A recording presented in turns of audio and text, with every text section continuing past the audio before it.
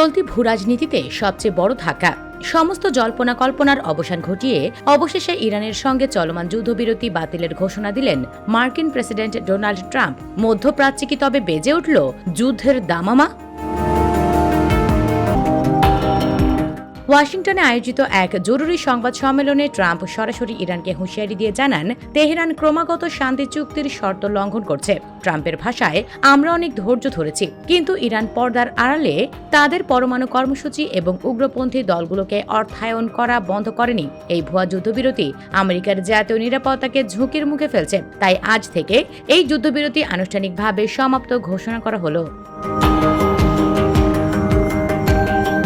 বিশ্লেষকরা বলছেন, ট্রাম্পের এই আকস্মিক সিদ্ধান্তের পেছনে রয়েছে মধ্যপ্রাচ্যে ইরানের সাম্প্রতিক কিছু সামরিক তৎপরতা এবং মার্কিন নিষেধাজ্ঞা অমান্য করে তেল রপ্তানি সচল রাখা। ট্রাম্পের এই ঘোষণার পরপরই বিশ্ববাজারে অপরিশোধিত তেলের দাম এক লাফে অনেকটাই বেড়ে গেছে। মার্কিন পেন্টাগনকে ইতিমধ্যেই মধ্যপ্রাচ্যে যে কোনো পরিস্থিতির জন্য সর্বোচ্চ সতর্ক অবস্থায় থাকার নির্দেশ দেওয়া হয়েছে।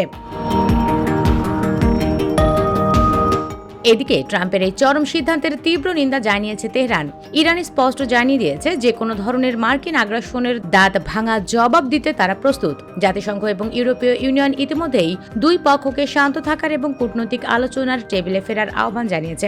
আমেরিকা ও ইরানের এই নতুন উত্তেজনা কি সত্যি পূর্ণাঙ্গ যুদ্ধের দিকে মোড় নেবে, নাকি এটি ট্রাম্পের আরেকটি দর কষাকষির কৌশল? US Bengal desk report.